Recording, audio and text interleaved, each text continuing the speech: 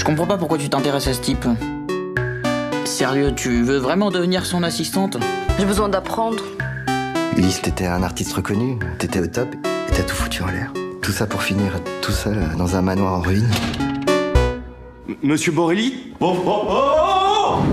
d'abord, il y avait l'envie de retravailler avec Minisa, qui était très forte à la base de ce projet. L'expérience du voyage au Groenland avait été tellement gratifiante dans tous les sens du terme pour le film, dans notre collaboration.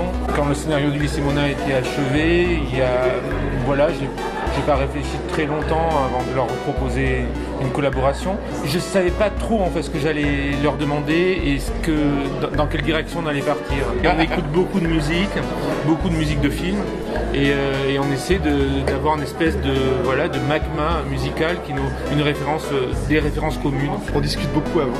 Il nous fait lire le scénario et on réagit, on rebondit sur cette lecture de scénario et on parle d'envie. Et d'envie commune. Si l'un de nous trois a une envie qui n'est pas suivie par les autres, on l'abandonne tout de suite. On part sur des envies communes. Les envies communes, ce coup-ci, c'était au départ, vous me rattrapez si je dis des bêtises, la musique de Giallo des années 70, donc de la musique essentiellement italienne, ainsi que les BO de John Carpenter. Il était hors de question d'essayer de reproduire l'un ou l'autre, mais disons que c'était les lignes directives, parce que moi, la lecture du scénario de Sébastien, j'ai senti une ambiance de film d'horreur.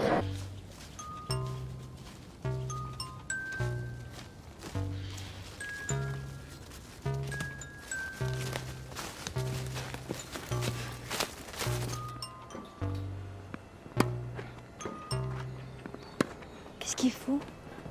Bah, il joue au tennis. Tu le connais bien? Bah, je connais l'artiste, quoi. Dracula, un artiste. Pour moi, le personnage de Ulysse, donc de Cantona, c'est le monstre de Frankenstein chez James Whale, et qui petit à petit se fait apprivoiser par une petite fille qui le ramène vers la vie. Donc voilà, c'est un film d'horreur entre les lignes, quoi. Voilà, ça a été naturel. Il y avait vraiment cette idée de musique de film d'horreur, en fait, de Giallo ou de Carpenter.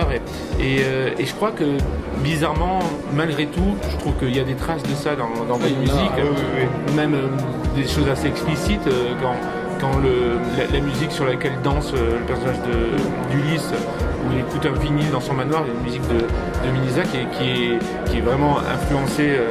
D'ailleurs, le morceau s'appelle Giallo. Voilà.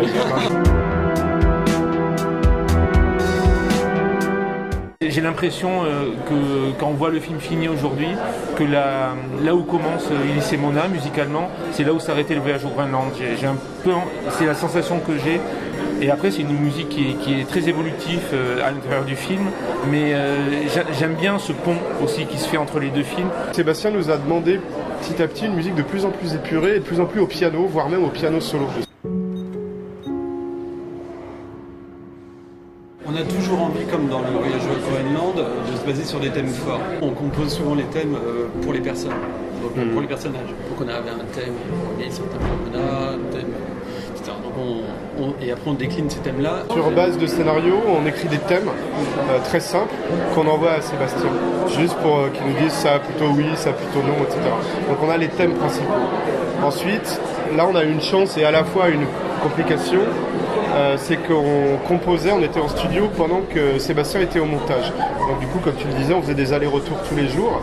Et donc la forme définitive de la musique, là pour le coup, elle s'est vraiment précisée à ce moment-là. On fait des albums à côté des bandes son où on a un son qui est très rond, qui est électronique mais assez sautillant. On n'a pas peur de la pop, etc. On est très influencé aussi par des compositeurs des années 70. Et je pense que cette comédie, elle passe aussi par la rondeur des sons. Enfin, je pense que c'est aussi pour ça que tu étais venu nous voir pour le voyage au Groenland. C'est que notre musique, enfin c'est pas du tout pour la mesure en termes de qualité, mais je pense qu'elle ajoute, si le metteur en scène le désire, cet aspect comique naturellement par ses choix de production. Enfin, en tout cas, là, c'est ce qu'on a essayé de faire. Parce que paradoxalement, les morceaux plus ambiantes du film, notamment ceux où Ulysse roule sur sa voiture dans la nuit, etc., sont très très sombres. Parce que là, justement, on n'utilise pas ces sons ronds, on est avec des nappes, des drones et des choses plutôt dark ambiantes.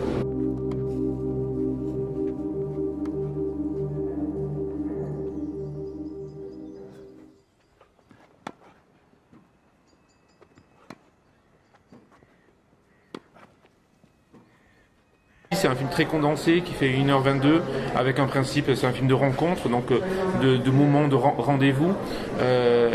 Il fallait vraiment d'autant plus gérer ces silences en fait. Les silences avec la musique de Minisa, ils sont presque aussi importants que la musique, c'est-à-dire que on a besoin de se reposer d'un thème, mais quand je dis se reposer, c'est au bon sens du terme en fait, pouvoir l'avoir encore dans l'oreille, dans un coin de l'oreille, même s'il n'y a plus de musique et si c'est les sons du film qui ont repris le dessus. Vous êtes Ulysse Borelli ?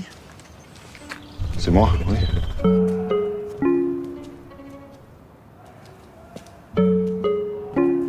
Le travail qu'ils ont fait sur le vinyle est vraiment magnifique en fait, parce qu'ils ont réutilisé des dialogues, des sons du film qu'ils ont réinvestis musicalement dans les thèmes. Donc c'est une autre lecture aussi que je trouve vraiment passionnante. Après il y avait cette musique sur laquelle ils dansent, où on avait choisi une référence commune qui était un morceau d'Ennio Morricone. Ouais.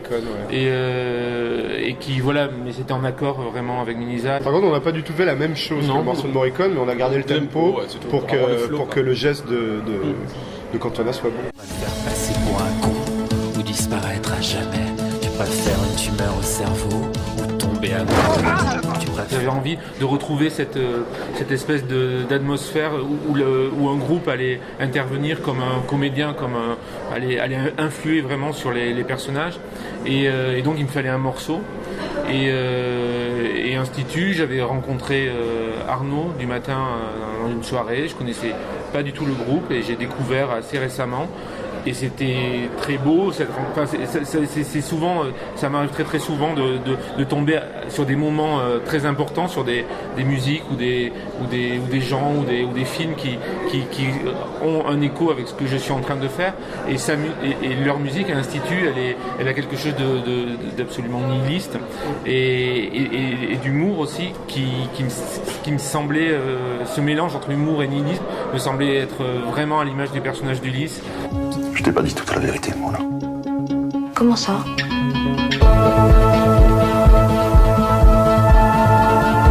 Je verrai jamais les moments passés avec toi.